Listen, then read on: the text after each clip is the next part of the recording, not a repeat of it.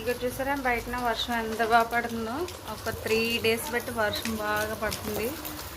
కాకపోతే మేము కూటర్ షిఫ్ట్ అవడం వల్ల అసలు ఏమి కూడా అసలు వేడికి ఎంత తినాలని ఉన్నా ఏం చేసుకోవడానికి టైం సరిపోలేదు. ఇప్పుడైతే కనీసం మార్నింగ్ పెట్టి ఏదో ఒకటి వేడిగా చేసుకుంటున్నాం.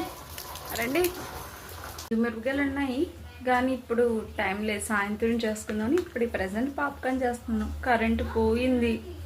ఈ రాష్ట్రాల్లో ఒక్కసారి వర్షం పడితేనే అప్పుడే 2-3 సార్లు కరెంట్ తెస్తారు. అలాంటిది వర్షంలో ఎన్నిసార్లు తెస్తారు తెలుసా మీకు? ఇదో తలనొప్పి.